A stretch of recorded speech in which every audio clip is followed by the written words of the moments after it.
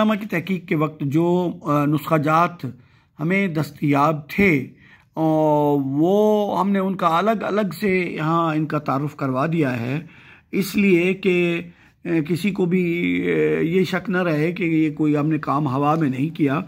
हम जो बात कर रहे हैं, कह रहे हैं, उसके पीछे हमें कमो बेश 33 नुस्खा जात जो हैं वो उनकी मदद हासिल है। ये पहला नुस्खा जो है उसका हम तारुफ करवा रहे हैं, ये कदर तवील है।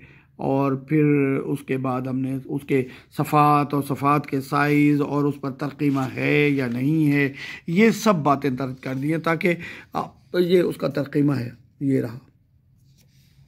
कल को आने वाले जो हैं, एक तो उन्हें पता चल जाए कि ये कौन से नुस्खे थे जिनसे हमने काम लिया। ये देखें, ये सब हमने ये किया है नुस्खा मुनक्कश का, और फिर नुस्खा जो है सैफुल मलूक मियाँ जी बरखुरदार मस्तो, ये बड़े अहम है।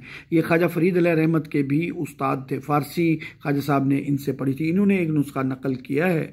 तो ये जो है हम इस जगह पर दे रहे हैं। ये कलमी नुस्खा अब्दुल हक के सैफुल नामा, उन्होंने स्वाद से लिखा है, इसकी भी हमने मुकम्मल ये लिखा है। और ये जो है इन्होंने जो है ये नकल किया था, कब नकल किया था? मोरखा 19 माह रबीउल अव्वल 1315 हिजरी, यानी अभी ख्वाजा फरीद के विसाल में अभी 4 साल बाकी थे। तो ये जुल्फ़कार ख़ान के नुस्खे से नकल किया गया था। और कहाँ नकल किया गया था? सराय जदीदा हज़रत क़िबला आलम ख्वाजा गरीब नवाज मकाम चाचना शरीफ, यानी ख्वाजा फरीद अलैहि रहमत के घर में बैठकर इसे नकल किया गया।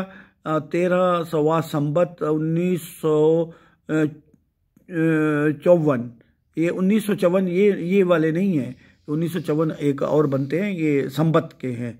तो ये अब्दुल हक जो है उसने किया था इस तरीके से, ये इसका तारुफ है। आगे कलमी सैफुलनामा नुस्खा है पटवारी, ये अली मोहम्मद पटवारी ने दिया था इनको, अनीशा साहब को। इसे नुस्खा आदिल भी कहा जा सकता है।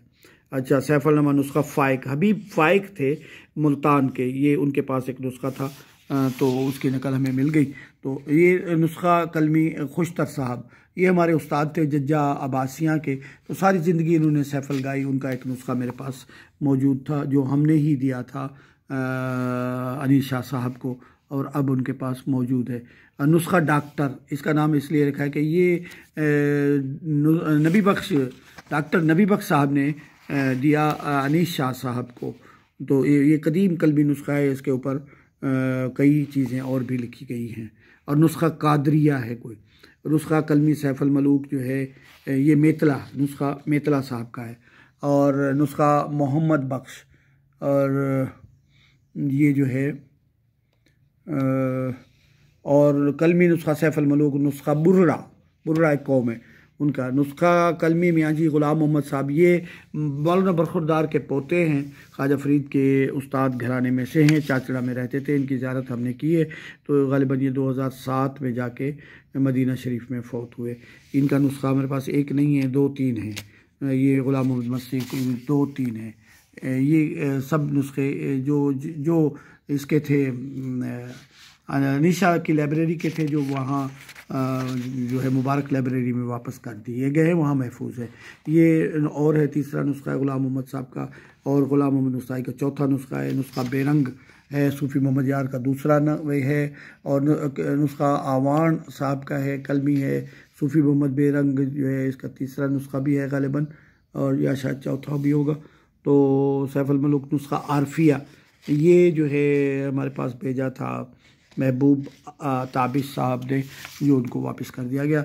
और कलमी नुस्खा अनीशा जिलानी साहब का अपने हाथ का लिखा हुआ भी एक मौजूद है। और ये सब, और नुस्खा झंडीरिया, ये नुस्खा झंडीर वहाँ पर मौजूद था लाइब्रेरी में, झंडीर लाइब्रेरी मेलसी की तरफ है। और नुस्खा ये हमने भी एक कलमी नुस्खा तरतीब दिया, अपने कलम से लिखा, तो वो भी मौजूद है।